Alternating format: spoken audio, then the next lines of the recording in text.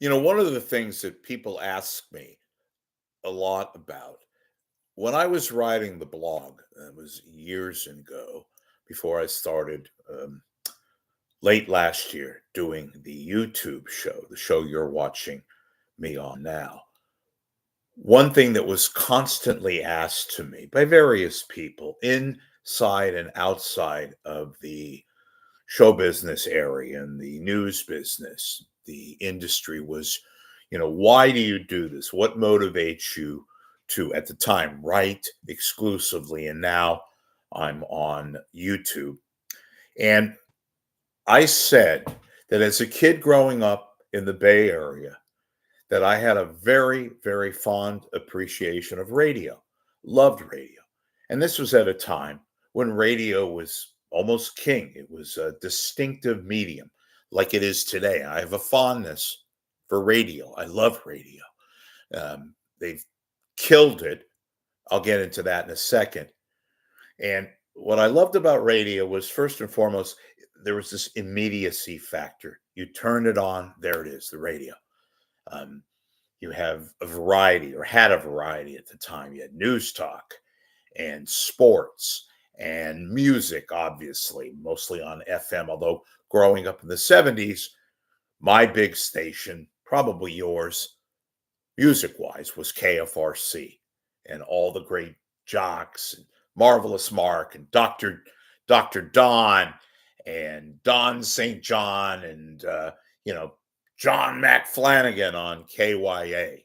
And this was before my time, but I know a lot of you loved KSFO. Don Sherwood. Never got to listen to Don Sherwood, but he was big and they used to broadcast there at the Fairmont Hotel. So I had a fondness for radio growing up. And KGO was my station. Loved KGO. Mentioned KFRC. That was appointment radio in the 70s, mid 70s, especially right around 1975, 76. It was all KFRC and KGO. And I remember as a kid, KFRC used to have this big March of Dimes fundraiser, and they gave away prizes and they had tickets to Days on the Green, the big concerts at the Oakland Coliseum Stadium, and watching Peter Frampton and the Eagles and all the great 70s bands, the Stones, of course. It was immediately just a wonderful form, was radio. And therefore present day and last few years when radio has been basically murdered by these two conglomerates who have butchered, and I do mean butchered, the great radio stations that we once had here. It's not just here, but I'm only speaking from the fact that I live here and I grew up obviously listening to the stations I just mentioned, like a KGO, like KFRC. And I realize times change. We all have those modes and those situations where, because of the times, everything changes, but not to this degree. Not when you have other cities that still, even in this day and age, have a news talk outlet, have a legitimate sports talk station, if not two sports talk stations. And here, where we have shit, quote me, as sports talk, where we have a bunch of miscreants on KNBR and a bunch of sort of rank amateurs, although I'll give them credit, at least they try, on 95.7 The Game.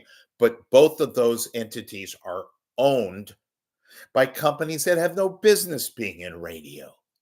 They've butchered radio stations. Look what Cumulus did. And I'll say it for the gazillionth time. Look what they did to KGO. I am not gleeful about what I said back then. I said they're going to kill KGO. They did. Then they got a hold of KNBR and they killed KNBR. They did. And then they killed other radio stations. They have this one station left on FM. Big deal. But they've butchered so many radio stations. Look what has happened to KCBS. I have an appreciation of call letters. Basically why I have very little life these days. But I loved old radio call letters like KCBS, like a KSFO, which has been murdered and maimed and sent deep into the abyss, is KSFO. Look at the ratings. They have no ratings. KGO is obviously nothing to what it once was. It's not even the same format. And you have a bunch of just skeletons remaining on KGO. It's a sports betting radio station. Better than KNBR, but whatever. That's like saying corned beef is better than head cheese, which it is, my opinion. But I had and have an appreciation of call letters and KGO and KSFO and KNBR when it meant something. I remember in the mid 70s when NBC had a radio division like CBS before CBS sold it off. NBC had a radio division, a national, very prestigious radio division, and they had some of the greatest people working music and sports, entertainment, and yes, all news radio from a network perspective. Sure enough, that was butchered. Today, we don't have any radio in the Bay Area. I used to love KCBS, and I don't want to beat a dead horse, but I do want to beat a dead horse and say how absolutely horrid that's become. It's basically background music for me. I don't listen to KSFO. Well, I don't listen to KSFO that much either. But KCBS, just a travesty, a tragedy, what's taking place at KCBS. It used to be so fantastic. And don't give me this garbage about we're in a different era. So the hell what? Is it a different era in New York at WINS? Is it a different era in Philadelphia, KYW? They still do a good job. And KNX and KFI in LA. They have radio in those cities, Chicago, Philadelphia, Miami, believe it or not, Chicago, Houston, Dallas. These are not exactly destination radio markets, but they have respect for the call letters. In New York, a couple of months back, I broadcast about WABC and how a Greek billionaire has taken over WABC. It's a little too right wing for my taste politically, but that's little of what that station has to offer these days. They have old fashioned radio, real listener intense, a hodgepodge of the great old radio stuff. Joe Piscopo, of all people, does a variety show on Saturdays on WABC. And they do old Cousin Brucey, the old great New York disc jockey stuff. They have like a variety show. It's basically old fashioned radio. And guess what? They went from like 28th in the market to number 11. The guy that runs the station, he's a Greek billionaire. I forgot his name, but he's making money. He doesn't need to make money.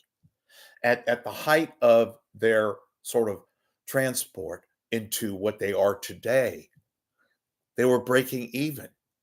And this guy, I'll give him credit. Listen to WABC. Just go on. You don't have to download the app. You could just go on your computer, type in WABC, go to their website. They have a listen live, click on it. It's a great station. I listen to some of the news talk. It's not, again, not all the commentators are my cup of tea, but at least it's live. At least they have live programming and they have these shows on the weekend. It's old-fashioned terrestrial radio in a good way. So don't give me this BS about, well, KCBS, they're only dealing with what they got. Bullshit. They have awful management. They have a woman who doesn't know what the hell she's talking about. She's got her way out the door. She's getting a promotion, which is ludicrous in and of itself. And by the way, if she was a man, if she was an it, this, that, the other, I don't care her gender. She's doing a horrible job. Talk about no respect for call letters. This is a disgrace what's going on at KCBS. And when we had KGO, and I'm not even talking about the old KGO, KGO used to mean something. It wasn't just the best radio station in San Francisco, it was one of the best stations ever. They were a family.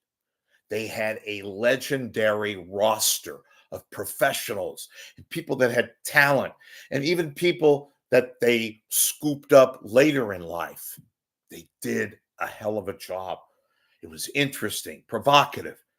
I find it utterly amazing that in an area as rich as the radio that we created, the radio that was home to all of the great thinkers and movers and shakers like a Luckoff, Mickey at KGO, or a Jack Swanson, people like Melanie Morgan, Jim Dunbar, Ron Owens, Ira Blue, Jim Eason, Gene Nelson on KSFO, all these great radio people that we have desecrated. Not we. You are not a part of this. I am not a part of this. We saw these companies that have no business being in radio, let alone any business, unless you want failing companies that lead to disaster. No business to these companies taking over radio stations, and radio stations, not just here, but in all parts of the United States, and turning them into drivel. But we, unfortunately, get the worst of it.